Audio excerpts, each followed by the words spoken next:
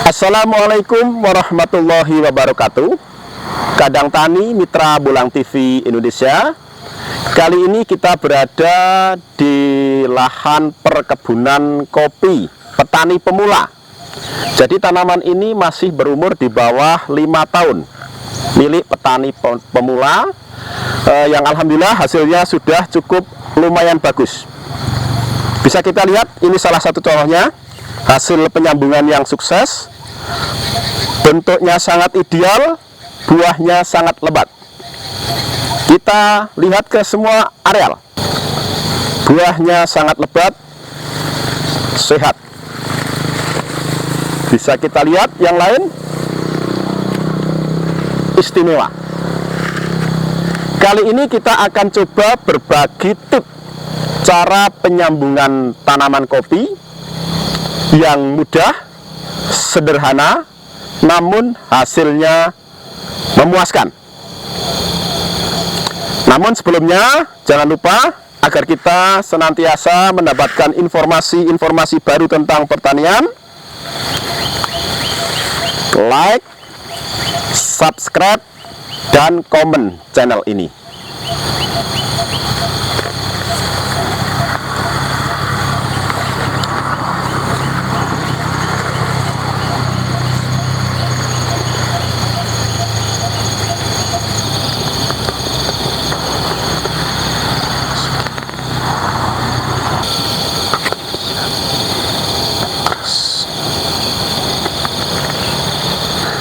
Baik, Kadang Tani, sebelumnya perlu kita review tujuan dari penyambungan tanaman kopi.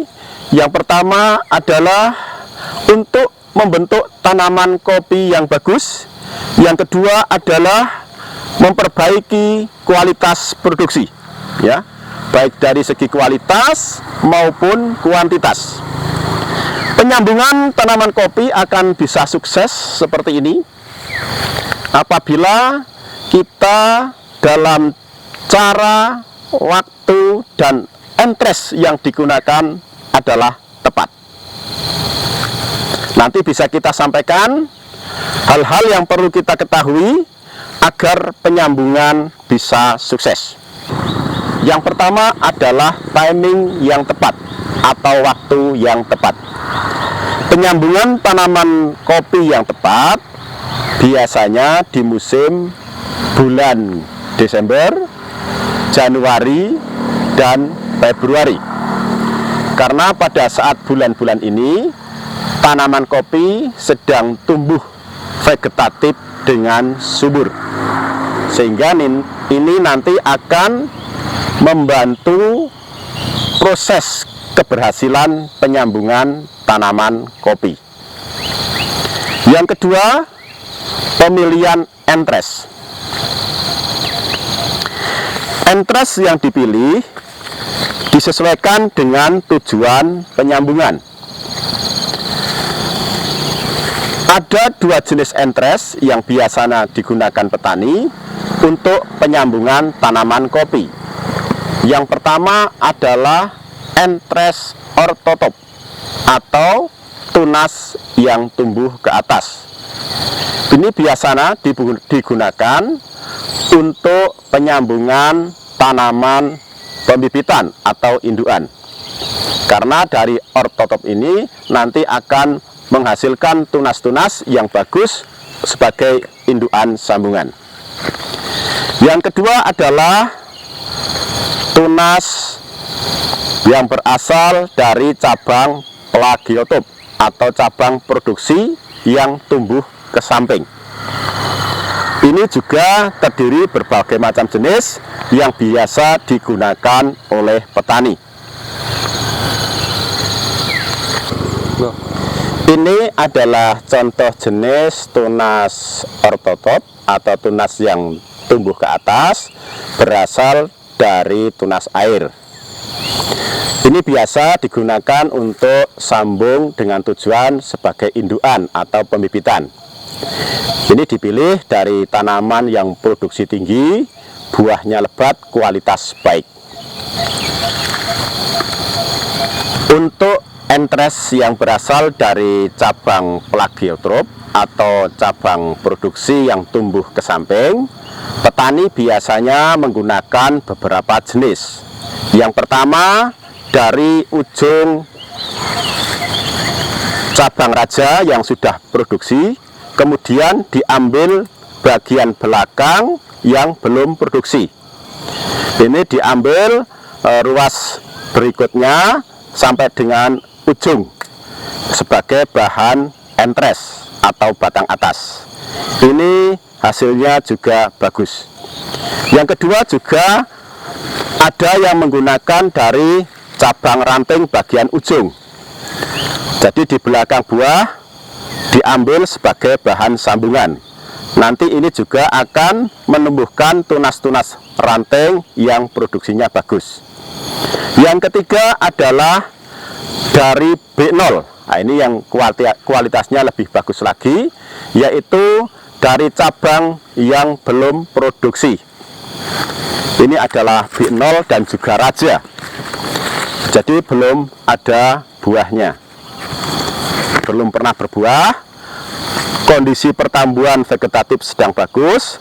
Nah, ini akan meningkatkan persentasi keberhasilan penyambungan, dan hasil dari penyambungan membentuk perjabangan raja-raja yang bagus.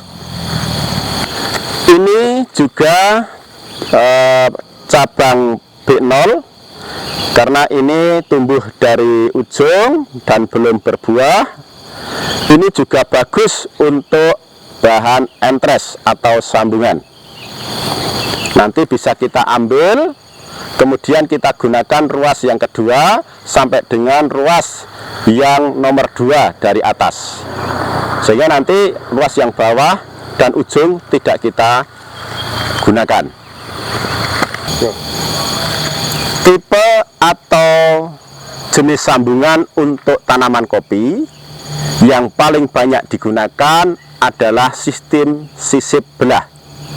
Jadi ujung dari ortotop atau batang bawah kita potong, kita belah, kemudian entres kita masukkan, baru kita sambung. Nanti secara teknis bisa kita tunjukkan caranya. Kandang tani kali ini kita akan tunjukkan beberapa model cabang atau ranting yang ada pada tanaman kopi, ya. Yang pertama, sebelumnya kita bisa lihat ini namanya tunas air, ortotop. Ini tumbuh ke atas. Ini untuk kopi yang sudah disambung harusnya dihilangkan, dibuang, karena ini nanti akan mengganggu proses pengisian buah. Kalau terlalu banyak tunas, nanti buah tidak maksimal. Kemudian ini adalah contoh cabang raja. Ya, ini dari cabang produksi yang tumbuh kemudian membentuk sirip-sirip. Nah, ini cabang raja. Ini potensi untuk produksi tahun besok. Ini ranting B0, jadi belum berbuah. Sedangkan yang ini adalah buah-buah B2. Ini dulu pernah berbuah, ini buah yang kedua. Nah, ini kita pelihara biasanya sampai dengan B3. Setelah B3 kita buang, kita gantikan bahan-bahan atau tunas-tunas baru yang potensi untuk produksi berikutnya. Penyambungan tanaman kopi tidak harus pada batang muda seperti ini. Ya, ini ortotop atau batang yang ke atas sebagai understem atau batang bawah.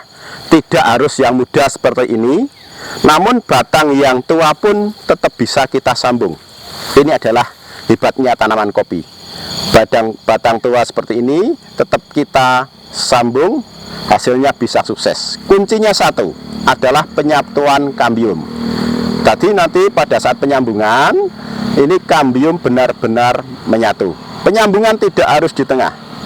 Kuncinya kambium sebelah samping menyatu, sehingga nanti aliran makanan bisa terhubung naik ke entres, sehingga akan sangat menentukan keberhasilan penyambungan.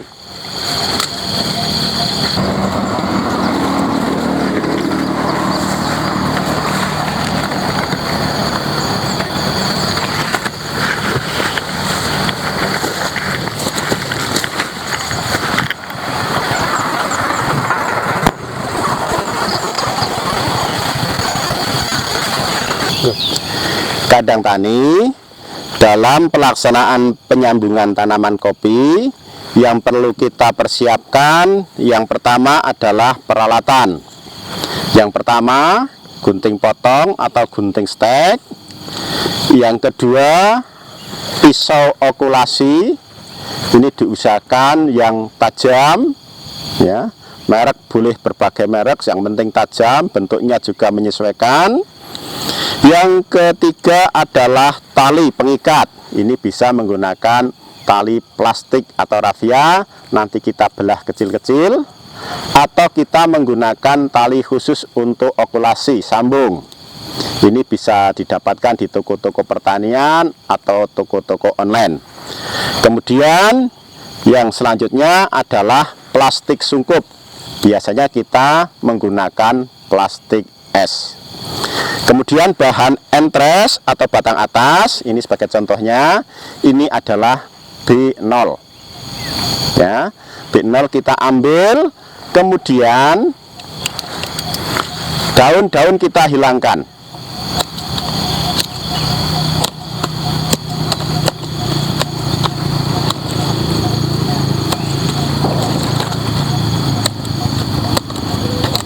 Nah, setelah daun kita hilangkan, baru kita ambil entres ya. Yang pertama perlu diperhatikan, ruas yang pertama ini tidak bagus untuk digunakan, kita buang. Kemudian ruas yang terakhir, ujungnya ini juga kita buang karena ini juga tidak bagus. Nah, yang kita gunakan, kita ambil yang tengah saja. Ini nanti persentase keberhasilan penyambungan tinggi dan hasil dari sambungan akan bagus. Kemudian kita contohkan cara penyambungan ya. Sebelumnya bisa kita nanti lihat, ini adalah contoh sambungan yang akan kita sambung ya. Sebenarnya untuk cara mudah penyambungan di tunas atau batang muda ya. Namun apabila kita punya batang yang sudah tua dengan ketinggian sudah memenuhi syarat, itu juga kita bisa lakukan penyambungan di batang tua seperti ini. Yang penting proses pertumbuhan vegetatif masih bagus dan batang sehat. Kemudian sebagian besar petani menggunakan sistem sisip belah. Caranya, batang kita belah, pembelahan tidak harus di tengah. Kalau batangnya besar, otomatis kambium yang harus kita ambil yang samping, sehingga kita belah sebelah samping. Tapi kalau batangnya kecil seperti ini, bisa kita belah agak tengah menyesuaikan dengan besarnya entres. Seperti ini, kita lihat. Ini antara entres dan batang hampir sama, sehingga pembelahan agak di tengah. Nah, kalau yang akan kita lakukan ini, batangnya cukup besar sehingga cukup kita belah di bagian samping saja ya, kita belah di samping. Yang penting nanti untuk penempatan entres tepat.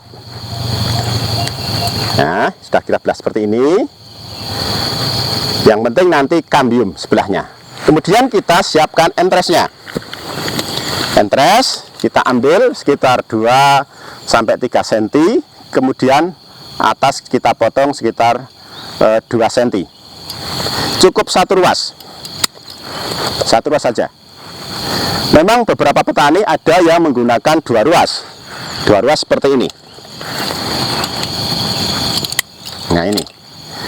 Namun kalau 2 ruas, nanti setelah tumbuh semua, kita bisa seleksi cabang as yang akan kita pelihara.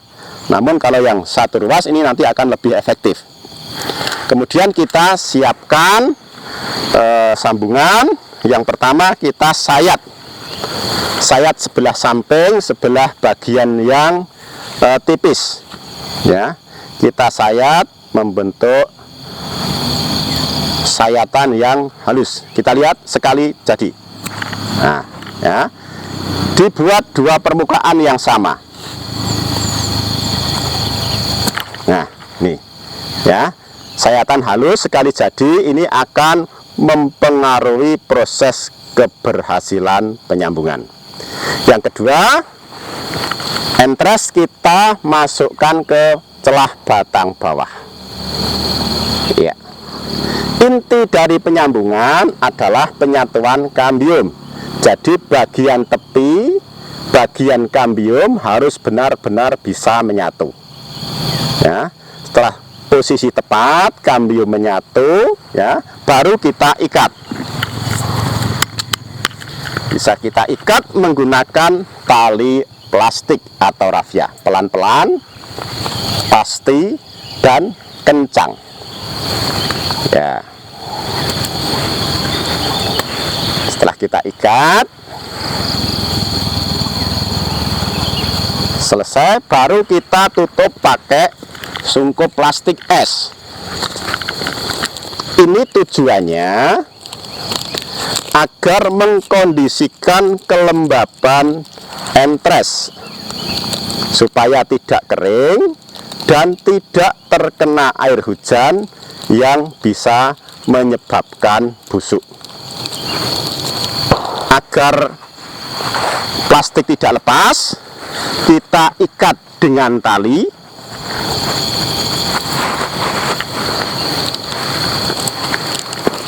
Sehingga nanti apabila ada angin, plastik tidak lepas, kelembaban terjaga. Nah, ini adalah satu contoh penyambungan sistem sisip belah yang mudah, insya Allah tingkat keberhasilannya tinggi. Kuncinya satu, penyatuan kambium. Dengan menyatunya kambium batang atas dan bawah, aliran makanan tersalur sehingga entres akan tumbuh dengan baik. Sambungan ini nanti bisa kita lihat sekitar 3 minggu sudah mulai tumbuh tunas.